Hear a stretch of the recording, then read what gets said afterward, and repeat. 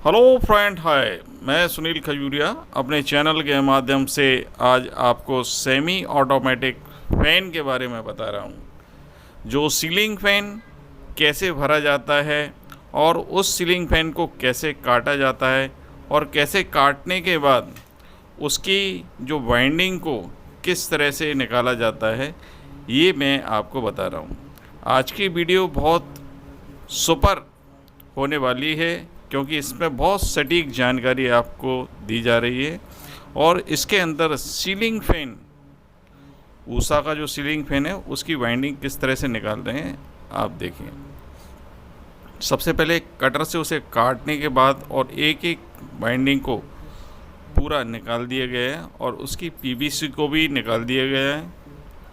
अब देखिए एकदम क्लियर हो गया है। इसको कॉपर को हटा दिया गया, इसके कॉल को। अब देखिए, अब इसके पेपर को किस तरह से काटा जाता है। नाप के पेपर को काटा जा रहा है और पेपर कितना साइज़ का होता है, ये वाइंडिंग में जो कॉइल भरी है उस कॉइल के अनुसार हम उसमें ये लेदराइज पेपर को लगाते हैं। लेदराइज पेपर लगाने के बाद हमने ऑटोमेटिक मशीन के अंदर इसको फिट किया है और रनिंग वाइंडिंग को 35 नंबर वायर से कंप्लीट कर रहे हैं। तो सबसे पहले मशीन को राइट हैंड में घुमाया जाएगा। देखिए आप लोग, बिल्कुल कंप्लीट लगा दिया गया है इसको। अब मैं मशीन को स्टार्ट करूँगा। कुछ समय के बाद पावर ऑन करने वाला हूँ। पहले थोड़ा सा लेवल को सेट कर लेता हूँ क्योंकि 35 नंबर वायर बहुत पतला वायर होता है और एकदम बिल्कुल फिक्स उसके दो जबड़े होते हैं उनको बिल्कुल फिट उसके अंदर फिक्स किया जाता है। जो फ़ैन होता है, फ़ैन को देखो किस टाइप से लगाया जाता है। आपने देख लिया फ़ैन को। अब फ़ैन को लगाने के बाद आप देखोगे मैंने एडजस्ट कर दिया है उसको बिल्कुल फिक्स। अब उसमें थोड़ा सा एडजस्ट किया जाता है जिससे वो एकदम प्रॉपरली हिले नहीं, क्योंकि हिलने से उसकी कॉइल ढीली हो जाएगी और उसमें एकदम कंप्लीटली फिक्स नहीं आएगी। तो थोड़ा सा सेट करने के बाद मैं आपको बता देता हूँ। देखिए, फर्स्ट मैं कॉल इसके अंदर स्टार्ट करूँगा। थोड़ा सा एडजस्ट करने में थोड़ी सी प्रॉब्लम, और इस प्रॉब्लम को दूर करेंगे। जो नीचे का पॉइंट है उसको थोड़ा सा टाइट किया जाएगा। टाइट करने के बाद ही वो सेंटर में मिलाया जाएगा। उसके बाद ही आपको दिखाया जाएगा। देखिए, मैंने एडजस्ट कर लिया है। वायर को सबसे पहले लगा रहे हैं। ये वायर को मैंने लगा दिया है कंप्लीट। और कंप्लीट लगाने के बाद सबसे पहले हम राउंड ये हो गया। राइट हैंड वाले राउंड में देखो टर्न लिया और मोटर को स्टार्ट करेंगे और नीचे से उसका ऑन ऑफ स्विच जो होता है, ऑन ऑफ स्विच को स्टार्ट करेंगे।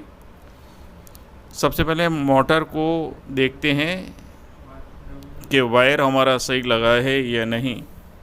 मैंने मशीन को ऑन कर लिया है और हम सेट करते हैं कि कितने राउंड। देखिए 375 के करीब राउंड हमने इसमें लगा दिए हैं, सेट कर दिए हैं। जैसे ही स्टार्ट करेंगे, हम लोग स्टार्ट करते हैं और स्टार्ट करने के बाद वो राउंड 1 सेकंड, देखिए स्टार्ट हो गई मशीन और ये कंप्लीट। फर्स्ट राउंड हो गया हमारा। अब एक अप और एक डाउन, दो तरह से हम लोग इसको कॉल को कंप्लीट करते हैं, अप और डाउन करके। तो ये हमने लगा दिया है अप एंड डाउन करके। अब डाउन वाला घुमा दिया है। दूसरा कॉल भी हमने कंप्लीट कर लिया है। अब तीसरे कॉल के लिए फिर कंप्लीट करने के लिए फिर उसमें फिर राइट हैंड करेंगे। देखिए, और स्टार्ट कर देंगे। ये स्टार्ट हो गई मशीन। देखिए आप कितने 1 सेकंड लगता है। 1 सेकंड में ही कंप्लीट हो जाती है एक कॉल। देखिए कंप्लीट हो गया। अब हम लेफ्ट में भरेंगे। देखिए एक बार आगे और एक बार पीछे से करके उसी हिसाब से एडजस्ट करते हैं कॉइलों को। तो राउंड वही रहेंगे 375 के करीब, और ये मशीन जो रहती है वो 375 राउंड बिल्कुल कंप्लीटली इक्वल वाली। देखिए ये दूसरी भी कॉल थी, अपने 5 कॉल कंप्लीट हो गए इसमें, और 6वां कॉल फिर लगा दिया उन्होंने। ये मशीन सेमी ऑटोमेटिक मशीन है। इसमें सिर्फ मैनुअल हाथ से किया जाता है, और मशीन को स्टार्ट करके इसको सेमी ऑटोमेटिक की मशीन बोला जाता है, क्योंकि जिसमें हाथ से और मशीन के माध्यम से काम किया जाता है वही सेमी ऑटोमेटिक होती है। ये हमारा अगला कॉइल कंप्लीट हो गया है।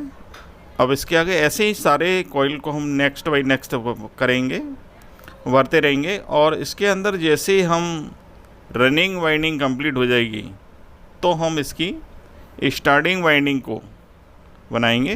पहले इसमें कुछ और कॉइल कंप्लीट हो जाएं। कंप्लीट हो जाने के बाद आप देखिए स्पीड मशीन की आपको देखने लायक है, क्योंकि पहली बार आपको दिखा रहा हूँ मशीन। वैसे तो बहुत सारे लोग मशीन दिखाते हैं, लेकिन मैंने इस वीडियो को थोड़ा सा लंबा इसलिए बनाया है वीडियो को कि आपको कई बार कॉइल को किस तरह से, कई बार व्यक्ति होते हैं, देखिए कॉइल को कई बार आगे, एक बार राइट हैंड चला जाता है, एक बार लेफ्ट हैंड चला जाता है, तो कितनी स्पीड से इसकी मोटर रन करती है ये आपको स्वयं दिखाया जा रहा होगा कि कॉइल को लगाने के बाद वो स्टैंड पोजीशन में खड़ा भी नहीं हो पाता जब तक कॉइल हमारी कंप्लीट हो जाती है। देखिए कॉइल, कभी कभी कॉइल में एक वो रहता है कि कॉइल कभी कभी लूज़ रह जाती है और हमारी कॉइल फंस जाती है। तो देखिए कॉइल फंस गई हमारी, और इस कॉइल को, जो कॉइल फंस जाती है उसको पूर्ण रूप में निकाल दिया जाता है। निकालने के बाद ही फिर हमको उसकी नेक्स्ट कॉइल डालते हैं। तो आप देख लिए इसके बाद जो कॉइल को लगाया जाएगा थोड़ा सी परेशानी हो जाती है। अब ये जो रनिंग में थोड़ी से तार को टूट जाता है तार, और उस तार को, टूटे हुए तार को किस तरह से भरा जाएगा देखिए हम लगा रहे हैं। ये मशीन को ऑपरेट करते हैं, और पूरी जानकारी देखो आपको फिर से हमने कॉइल बना दिया इसका, और 370 के करीब कॉइल डाल रहे हैं। ये देखिए ज़्यादा से ज़्यादा हमको एक पंखे भरने में मुश्किल से 10 से 15 मिनट का समय लगता है। तो हम समझ सकते हैं पहले हाथ से जो इन पंखों को भरा जाता था तो हम लोग पंखे का जो समय लेते थे वो कम से कम 2 से 3 दिन लिया करते थे, कि एक दिन तो काटने में चला जाता था। कम से कम पंखे को काटना, उसको साफ़ करना, उसकी पीवीसी को हटाना, बहुत सारे काम हुआ करते थे। फिर एक दिन करके हम उसको सुखाते थे, पर ऐसा आज नहीं होता। आज तो मुश्किल से 15 मिनट में फ़ैन भर जाता है, और फ़ैन भरने के बाद देखिए आप, हमारी जो वाइंडिंग है कंप्लीट होने जा रही है। रनिंग वाइंडिंग भी कंप्लीट हो गई हमारी, अब स्टार्टिंग वाइंडिंग भी कंप्लीट होने जा रही है। तो कितनी जल्दी फ़ैन कंप्लीट हो जाता है ये एक आश्चर्य वाली बात है, क्योंकि वाइंड में जितना समय बचता है एक दिन में हम कम से कम काफ़ी फ़ैन कंप्लीट कर सकते हैं। लेकिन आजकल की जो पंखे की भराई है वो भी 200-250 रुपये करीब लिया जाता है कॉपर वायर की।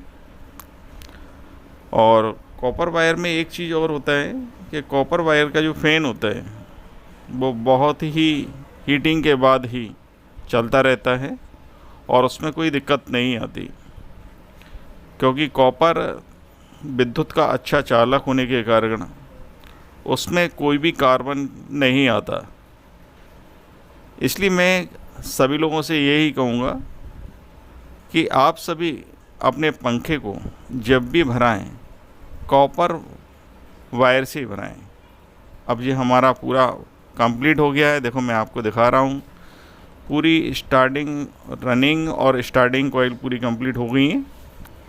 अब इसमें जो कॉइल यहाँ से निकल रहा है, आप देख रहे हैं कुछ कॉइल बाहर आ रहे हैं, उसके लिए हम लोग थोड़ा सा उनमें पीवीसी पेपर को इसलिए लगाते हैं। देखिए आपको दिखा रहा हूँ कितना क्लासिकल भरा हुआ है। हाथ से फ़ैन भरना और मशीन से फ़ैन भरना दोनों में बहुत अंतर होता है। देखिए कई कॉइल बाहर आ रही हैं तो उसमें हम लोग पीवीसी पेपर को लगा देते हैं, जिससे अच्छे से सेट हो जाती हैं। और इसके ऊपर फिर बारनेस या तारपिन डालने से इसकी चालकता बढ़ जाती है। देखिए कनेक्शन किए जा रहे हैं, कनेक्शन कंप्लीट, क्योंकि इसमें 4 ही वायर निकलते हैं। जो कनेक्शन वायर ऊपर से हम डाल रहे हैं, देखिए आप देख सकते हैं वायर को कैसा डाला जाता है। और इनके 4 वायरों को आपस में जोड़ के पूरे चारों वायरों को ऊपर निकालें, जिससे क्या रहता है, चारों वायर अगर अपन ऊपर निकालते हैं तो उसमें एक फ़ायदा सबसे ज़्यादा होता है।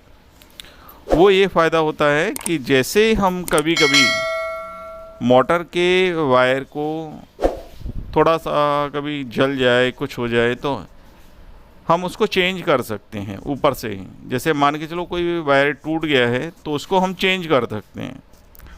पर अगर अंदर से कभी हम लोग 3 वायर निकाल के लाते हैं, एक वायर को अंदर ही शॉर्ट करके आ जाते हैं, तो उसमें एक लॉस ये होता है कि कभी कभी वायर अंदर से खींचते समय टूट जाते हैं।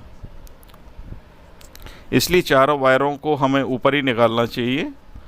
जिससे क्या फ़ायदा होता है वो मैं आज आपको वीडियो में दिखा रहा हूँ। ये वीडियो मैंने आपको इसलिए डाली है क्योंकि मेरे पास कई कमेंट्स आ रहे थे और उन्होंने कहा भी था मेरे को कि जो फ़ैन भरते हैं मशीन से कितना पैसा लिया जाता है और कैसे भरा जाता है, इसमें कौन सा वायर लगाया जाता है। चाहे हाथ से इसको भरो चाहे मशीन से भरो, पंखा तो 35 नंबर वायर से ही भरना है। ऐसा नहीं होता मशीन से भर रहे हैं तो कोई थोड़ा सा मोटा वायर हो या पतला वायर लगा सकते हैं, नहीं। जो हमारा इसके अंदर कोड आता है, हम बर्नियर कैलिपर वो माइक्रोमीटर से नाप के या वायर गेज से नाप के हम देखते हैं। वैसे बिल्कुल फिक्स रीडिंग है, क्योंकि सीलिंग फ़ैन को 35 नंबर वायर से ही कंप्लीट किया जाता है। तो देखिए इन चारों वायरों को हम कनेक्शन कर रहे हैं और कनेक्शन करने के बाद हम इसको ऊपर निकाल लेंगे, तारपिन डालेंगे और हमारा फ़ैन स्टार्ट हो जाएगा। देखिए फिर भी हम चेक करते हैं, उसको सीरीज़ से चेक करते हैं, सीरीज़ टेस्ट लैम्प से चेक करते हैं। ऐसा तो नहीं कहीं कोई वाइंडिंग इधर उधर टच हो रही है वो, तो कि फ़ैन में करंट आने लगता है।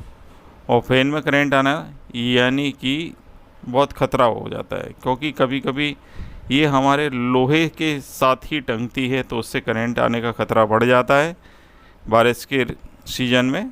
इसलिए हमको एक ही काम करना चाहिए। उसके बाद हम अब इसको हम देखिए,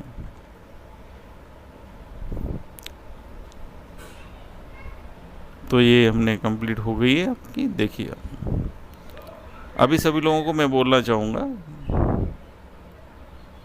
कि ये वीडियो आपको कैसी लगती है, और वीडियो में आप लोगों को अगर कोई कमी दिखाई देती है, अगर वीडियो में कोई चीज़ समझ में नहीं आती, ये आपको ये चीज़ जो भरा जा रहा है इसमें कोई त्रुटि दिखाई दे रही है, तो आप कमेंट्स बॉक्स में मुझे कमेंट्स करके बता सकते हैं।